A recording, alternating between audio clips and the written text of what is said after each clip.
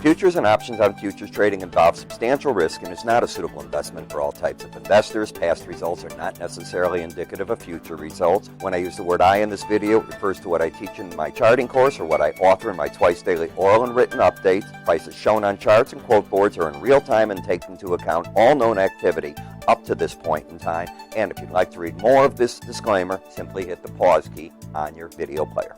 Good morning, all. Ira Epstein of Lynn & Associates with your morning flash update for this Tuesday, the 20th of June, the last full day of spring 2017. We're just pushing on. We're not quite there at 9:20 a.m.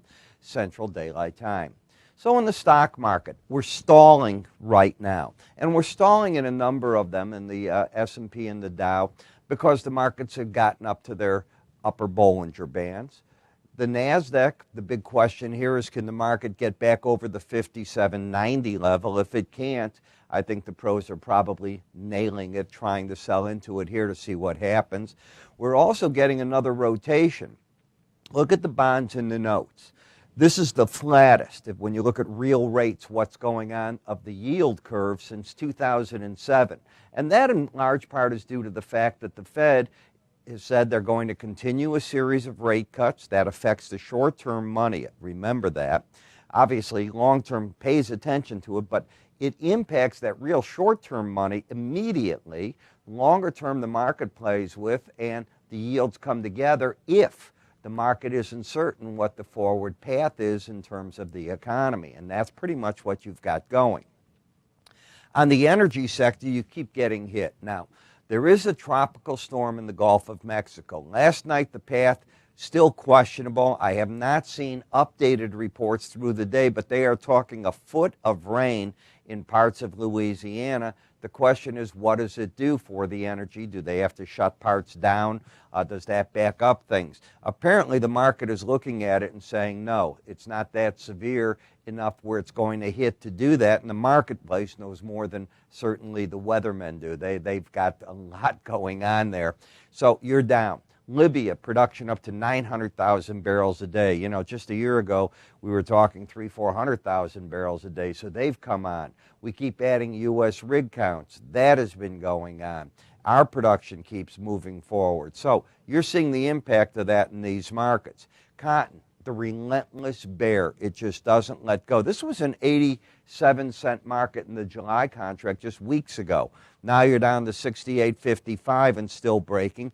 And in the grain markets, even though the crop conditions yesterday came out and they weren't showing big improvements anywhere, and the market was looking for that, what has happened is the market's opened higher and they've immediately gotten themselves hit. The question in wheat, of course, is in the Minneapolis wheat, we still see tight situations there going on, and that is supportive of the whole wheat complex. Dollar still up off the Fed speak, if you will, and that will go on as most of the foreign currencies down along with the metal. So it's an interesting morning, if you will. Gold still feeling the pressure of everything, but as I'm going to say it over and over, the 1214 level is going to be the key in the gold as I see it. This break that we're getting, first support came in 1249. You slipped through it. The question is, can it get back up towards it later in the day? We'll see. Copper market, interesting. You know, it was up 255 or so points on the close yesterday. Gives it all up in one swoop. Why up one day that much and down the next? You'll have to ask yourself that. Is there a lot of economic data for me to talk about today? There isn't. So that part of the market is gone. But I want to remind you about this, the chart of the day. And let me explain what this is. Think of Fibonacci and swing lines married together. Markets create a chart pattern that after the pattern's created, it gives you an idea of where the market might be headed. Now, it's done in 3 levels. At first, it adds 5 potential points. Hitting the 5th is so rare it's not worth talking about, but since we did the technique, we might as well carry it to the most we've ever seen. The first level is the one that is most often hit and hit often. So what it does is we have a PDF that shows you how to do this yourself.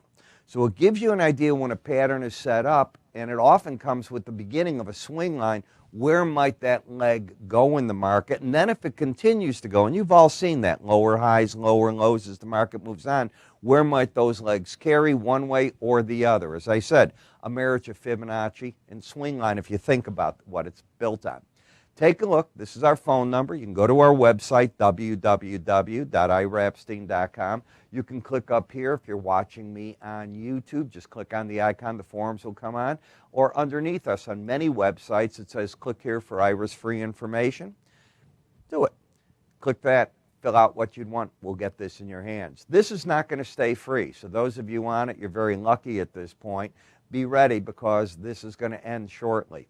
I'm Ira Epstein. You have a great day, and I will talk to you all later this afternoon.